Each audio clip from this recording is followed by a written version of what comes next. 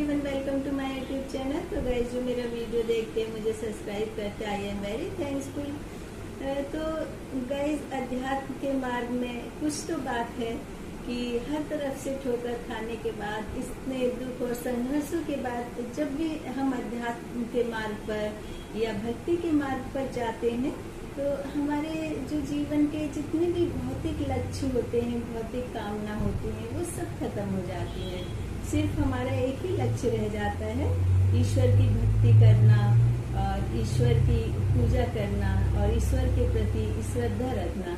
लेकिन ये जो भक्ति और अध्यात्म है, इसका मार्ग आसान नहीं है। बहुत ज़्यादा कठिन, संघर्षों भरा, अंधेरों भरा मार्ग है अध्यात्म और भक्ति का। क्योंकि ये जो भौतिक सुख है, ये हमको बहुत आसानी से मिल जाते हैं, लेकिन अध्यात्म के रास्ते पर जाने और उस पर अडिग रहने और वहाँ से भक्ति के मार्ग पर जाने, उसको प्राप्त करने के लिए हमको बहुत ज़्यादा भौतिक सुखों को त्यागना पड़ता है, खोना पड़ता है। और जो भी आध्यात्मिक मार्ग पर जाते हैं, ईश्वर की भक्ति करते हैं, तो ईश्वर पर उनकी कुछ ऐसी कृपा रहती है कि ईश्वर ही उनको अपनी भक्ति के मार्ग की तरफ ले जाते हैं। तो गाइस, प्रेमानंद महाराज जी, राधा रानी जी और कृष्ण जी के बहुत बड़े उपासक हैं और बहुत बड़े भक्त हैं। तो मेरे लड्डू गोपाल जी और मेरी तरफ से महाराज प्रेमानंद जी को सत सत नमन। तो मैं प्रेमानंद महाराज जी के बारे में कुछ महत्वपूर्ण बातें बताती हूँ। तो प्रेमानंद महाराज जी का जन्म उत्तर प्रदेश के कानपुर में सरसोल अखूरी गांव में हुआ था एवं इनके बचपन का नाम अनिरुद्ध पांडे है और इनके पिता का नाम श्री शंभू पांडे और इनकी माता का नाम श्रीमती रमा देवी था, जिनका काफ़ी पहले निधन हो चुका है। एवं महज 13 वर्ष की उम्र में ही इन्होंने दीक्षा ले ली थी और ये संत बन गए थे। और प्रेमानंद महाराज जी का नाम आर्यन ब्रह्मचारी रखा गया और बड़े बड़े सेलिब्रिटी, नेता, सभी धर्म के लोग इनके पास आते हैं, अपनी समस्याओं का समाधान पाते हैं और इनसे प्रेरणा लेकर के जाते हैं। एवं देश विदेश में भी इनके बहुत भक्त हैं। और प्रेमानंद महाराज जी ने श्री राधा वल्लभी संप्रदाय से दीक्षा ली और वृंदावन आने से पहले ये मार्गी सन्यासी थे, ज्ञान मार्गी सन्यासी थे। लेकिन बाद में कृष्ण लीला देख करके इनका हृदय परिवर्तन हुआ एवं ये राधा रानी जी और कृष्ण जी के परम भक्त बन गए। तो उन्होंने और यहाँ पर आने के बाद इनको यह लगा कि यह वही स्थान है जिसकी इनको तलाश थी। और वृंदावन में आने के बाद ये वृंदावन में ही रच बस गए और यहीं के होकर के रह गए। और प्रेमानंद महाराज जी परिवार त्याग कर वाराणसी आ गए और यहाँ पर ये कई कई दिनों तक भूखे रहते थे और ये घाट पर ही रहते थे, तुलसी घाट पर ही ये पूजा भक्ति करते थे, अध्यात्म में रहते थे। और ये भोजन के लिए इधर उधर कहीं भी नहीं जाते थे। और घाट पर यदि कोई आ जाए, शाम से पहले इनको भोजन दे जाए तो उस भोजन को कर लेते थे, नहीं तो गंगा जल पी कर ही ये भक्ति में, अध्यात्म में लगे रहते थे। तो ये जो अध्यात्म का मार्ग होता है, बहुत ज़्यादा मुश्किल का मार्ग होता है, बहुत कठिन मार्ग होता है। ये जो भौतिक सुख होते हैं, हमको लगता है इनको भोगने के लिए, इनको प्राप्त करने के लिए हमको बहुत मुश्किल, बहुत कठिनाइयों का सामना करना पड़ता है। लेकिन एक बार आप अध्यात्म के मार्ग में आइए तो यहाँ से आप निकल तो नहीं पाएंगे, लेकिन पता पड़ेगा ये जो अध्यात्म का मार्ग होता है ना, यहाँ पर कितनी सारी बेइज्जती, संघर्ष, संकट और परिस्थितियों का सामना करना पड़ता है। लेकिन एक बार भी इंसान यदि भक्ति के मार्ग में आ जाता है तो इससे हट के फिर दोबारा से संसार में लौटना नामुमकिन सा हो जाता है। अध्यात्म के मार्ग में आने के बाद भगवान भी कहते कि अब तो तू मेरी छत्र छाया में आ गया है और अब तू मेरी संतान है, तो अब तू मेरे ही पास में रहे। और प्रेमानंद महाराज जी ने मात्र 13 वर्ष की उम्र में वैराग्य धारण कर लिया था, अपने घर परिवार को छोड़ दिया था, अपने माता पिता से दूर चले गए। और एक भक्त ने इनसे पूछा कि जब आपने घर छोड़ा तो सबसे ज़्यादा दुखी आपको किस बात ने किया? तो महाराज जी ने कहा कि मुझे जो सबसे ज़्यादा दुखी और चिंता की बात थी वो ये थी कि मेरी माता जी थी तो मेरा उनसे बहुत ज़्यादा प्रेम था और उन्हें छोड़ कर के आना मेरे लिए बहुत ज़्यादा कष्ट और दुखों का कारण था, क्योंकि इनकी जो माता जी हैं उनकी भी किडनी खराब थी। और जब ये 12-13 वर्ष के थे, स्कूल जाते थे, क्लास में बैठते थे तो साइंस साइड से थे और सब बच्चे पढ़ते रहते थे और इनका ध्यान बस यही रहता था कि मेरी माताजी की तबीयत ठीक नहीं रहती, माताजी चली जाएंगी दुनिया से दूर, पिताजी भी चले जाएंगे और कोई भी नहीं रहेगा, और यदि मैंने पैसा कमा भी लिया तो इस पैसे का मैं क्या करूँगा, जब मेरे पास कोई नहीं रहेगा तो मैं क्या सुख भोगूँगा। यही सोच सोच करके बहुत ज़्यादा परेशान रहते थे, चिंतित रहते थे, और यही चिंता और यही परेशानी, यही सोच इनको बैराग की तरफ ले गई और इसी वजह से घर परिवार छोड़ करके ये सन्यासी बन गए। क्योंकि ये जो सन्यासी होते हैं ये समाज के हित के लिए होते हैं, समाज की भलाई के लिए होते हैं, हम जैसे भटके लोगों को सही मार्ग दिखाने के लिए होते हैं। प्रेमानंद महाराज जी कहते हैं, ए चित, ए भाई सुनो जरा, तुम वृंदावन की गलियों में नहीं जाना। वृंदावन की गलियों में जा तो रहे हो लेकिन वहाँ से वापसी का कोई रास्ता नहीं है। और प्रभु से कहते हैं महाराज जी कि महाराज जी देखो, आपके तो लाखों भक्त हैं, देखो देखो आपको तो लाखों चाहने वाले हैं, लेकिन हम तो सिर्फ आपको चाहते हैं और हमारा आपके सिवाय कोई नहीं है। तो वो यही कहना चाहते हैं कि हमको भक्ति करनी हो, अध्यात्म में जाना हो तो सिर्फ एक ईश्वर के प्रति ही श्रद्धा रखें।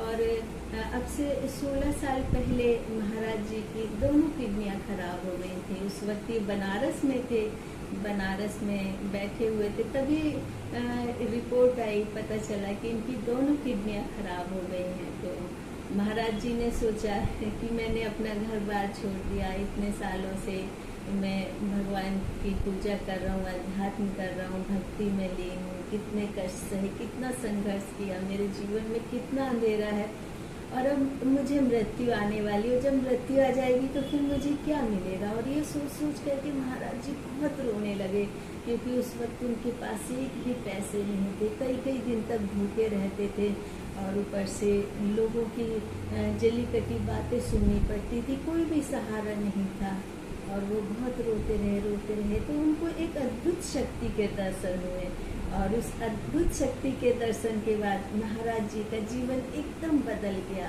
और उस जीवन को बदलने के बाद तो महाराज जी ने हम जैसे लोगों को एक प्रेरणा देना, मार्गदर्शन करना और ईश्वर की भक्ति में लीन रहने का एक बहुत ही सहज सरल और सुलभ रास्ता दिखाया। और ये वैसे भी बहुत ही सहज है, सरल है। और मथुरा वृंदावन की लैंग्वेज थोड़ी ऐसी होती है ना कि वहाँ जब बोलते हैं तो ऐसा लगता है कि नहीं गुस्से में बोल रहे हैं, लेकिन महाराज जी के जो भी शब्द होते हैं वो बहुत अपनेपन के, बहुत स्नेह वाले शब्द होते हैं।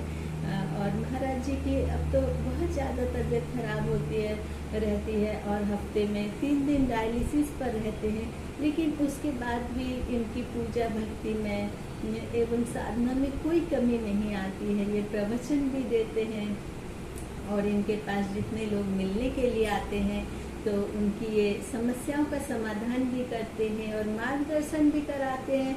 और इनसे ऐसे लोग मिलने के लिए आते हैं कि जिनको के जीवन में कभी ये था ही नहीं कि हम सुधर जाएंगे।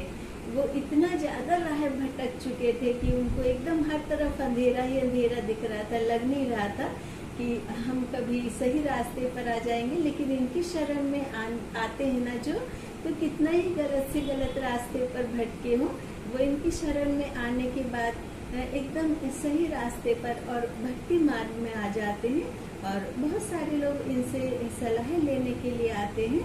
महाराज जी कहते हैं कि सिर्फ राधा राधा नाम जप करने से ही भक्तों के कष्ट दूर हो जाएंगे।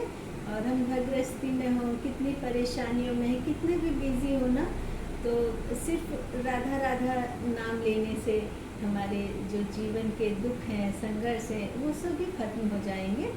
और महाराज जी ने जब संन्यास ले लिया था तो एक दिन उनके पिता उनके पास आए और कहा कि तुमने संन्यास ले लिया है, तुम घर परिवार से दूर आ गए हो, लेकिन गलत आचरण नहीं करना और कुछ भी ऐसा व्यस्त नहीं करना जिससे कि हमको लगे कि हमारा बेटा हमसे इतना दूर चला गया है और वह कुछ गलत कार्य कर रहा है।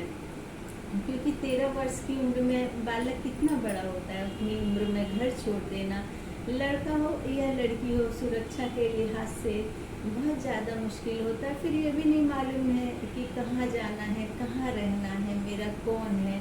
तो कई कई वर्ष तो ऐसे हो जाते थे कि भरपेट इनको भोजन भी नहीं मिलता था। और 15 से 35 वर्ष तक की आयु महाराज जी के लिए ऐसी थी कि इस उम्र में बहुत ज़्यादा कष्ट, संघर्ष और लोगों की अजीब अजीब सी बातें सुनना, बहुत ज़्यादा कष्टों में रहे। और जो ये 13 साल से 35 साल की उम्र रहती है, 13 साल की उम्र में बच्चा जो होता है वो थोड़ा सा समझदार होता है, उसको ये समझ आने लगती है कि मुझे भौतिक सुख प्राप्त करने हैं, मुझे सुविधाएं प्राप्त हो जाए तो अच्छा है, मुझे ये मिल जाए, मुझे वो मिल जाए, दुनिया की तमाम खुशियों को वो सोचता है कि मुझे मिल जाए।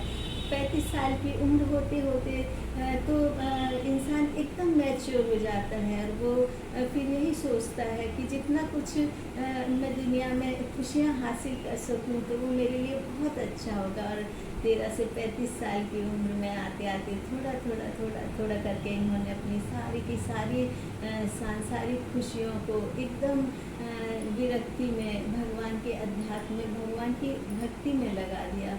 क्योंकि इंसान जब भी विरक्ति की तरफ जाता है ना, तो एक तरफ तो ये जो मोह माया है, दुनियादारी है, वो उसको खींचती है। क्योंकि उस वक्त इंसान की जो आत्मा होती है उसके दो भाग हो जाते हैं, एक तरफ मोह माया और ये जो सांसारिक सुख होते हैं ना, वो थोड़े भारी होते, वो खींचते हैं अपनी तरफ कि तुम अध्यात्म के मार्ग पर जाओगे तो यहाँ तो बहुत दुख है, संघर्ष है, तुम्हारे साथ कोई नहीं रहेगा, तुम अकेले रहोगे, जो कुछ भी कष्ट है तुमको अकेले उठाने पड़ेंगे, ऊपर से दुनिया के लोग तुम्हें क्या कहेंगे।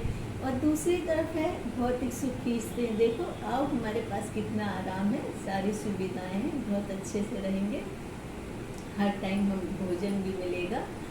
तो ये जो भौतिक सुख होते हैं ये अपनी तरफ खींचते। लेकिन जब कोई भी व्यक्ति एक बार विरक्ति के मार्ग पर चला जाता है ना, तो वो विरक्ति के मार्ग की तरफ ही चला जाता है, चाहे भौतिक सुख उसको कितना भी अपनी तरफ खींचे, कितना ही लालच लोभ दे, वो उस तरफ नहीं जाता है। तो ऐसे ही हमारे संत हैं, प्रेमानंद महाराज जी हैं, आज भी कई लोग, बड़े बड़े लोग बहुत ज़्यादा लोभ देते हैं, लेकिन इनको जो भी इस तरह के लोभ देते हैं उन पर बहुत ज़्यादा गुस्सा आता है। वैसे तो ये बहुत सहज है, सरल है, लेकिन उन लोगों को बोल देते हैं कि कितने सालों पहले ये संसारिक दुनिया को छोड़ चुके हैं, संत हैं ये आज, तो इन्हें किस चीज़ की ज़रूरत है। इनकी ज़रूरत हम लोगों को, हम जैसे लोगों को जिनके पास की सब कुछ होते हुए भी ना हम लोगों के पास में सुख है, ना शांति है, ना संतुष्टि है, तो हम जैसे लोगों को इनकी ज़रूरत है। और 18 वर्ष तक इन्होंने मथुरा में एक बहन के घर भोजन किया था। तो वो बहन कितनी ज़्यादा भाग्यशाली होंगी जिनको कि 18 वर्ष तक महाराज जी के दर्शन हुए और महाराज जी की सेवा करने का पूरा अवसर मिला। और अब इनके दर्शन थोड़े दुर्लभ है, क्योंकि एक तो इनके भक्तों की संख्या बहुत ज़्यादा बढ़ती जा रही है और दूसरा इनका स्वास्थ्य बहुत ज़्यादा खराब रहता है इस समय। महाराज जी रात्रिकालीन करीब 3 बजे छठी कारा रोड पर स्थित कृष्ण शरणम सोसाइटी में सोसाइटी से रमन रेती क्षेत्र स्थित अपने आश्रम श्री हित राधा केली कुंज जाते हैं। और करीब 2 किलोमीटर की इस पदयात्रा के दौरान महाराज जी की एक झलक पाने के लिए बच्चे, वृद्ध और बुजुर्ग सभी नजरें बिछाए बैठे रहते हैं। और जिनको भी महाराज जी की एक झलक मिल जाती है, उनके दर्शन हो जाते हैं, उनके दूर से ही चरण स्पर्श कर लेते हैं, तो वो अपने को धन्य समझते हैं। क्योंकि महाराज जी अपने चरण स्पर्श नहीं करने देते हैं पास से, क्योंकि जितने भी संत महात्मा होते हैं तो वो दूर से ही हाथ जोड़ते हैं, दूर से ही राधा राधा जी और या फिर प्रणाम करते हैं। लेकिन स्वास्थ्य ठीक न होने की वजह से यह क्रम रुक गया है और कभी कभी ही दर्शन होते हैं महाराज जी के। और वृंदावन की परिक्रमा भी अब महाराज जी कम ही लगा पाते हैं। और हम राधा रानी जी से और अपने कृष्ण जी से हमेशा प्रार्थना करते हैं कि हमारे महाराज जी को बहुत दीर्घायु दे, ताकि वो हम सभी का मार्गदर्शन कर सके। महाराज जी के दर्शन बहुत भाग्यशाली लोगों को हो पाते हैं, और महाराज जी के कर कमल और चरणों को देखते ही भक्त मंत्रमुग्ध हो जाते हैं। और जब उनके चेहरे को देखते हैं तब लगता है जैसे कि वात्सल्य रूप में उन्होंने अपने दोनों कंधों पर राधा रानी जी और कृष्ण जी को ले रखा है, और वे दोनों महाराज जी के कंधों पर अटकेलियाँ कर रहे हैं। ऐसी अद्भुत लीला है महाराज जी की, और इनको देख करके तो इनका जो स्वरूप है, इनका जो रूप है, उस रूप में ही राधा रानी जी और कृष्ण जी दोनों के दर्शन हो जाते हैं। और हम सभी भक्तों पर प्रेमानंद महाराज जी की इसी तरह से असीम कृपा बनी रहे।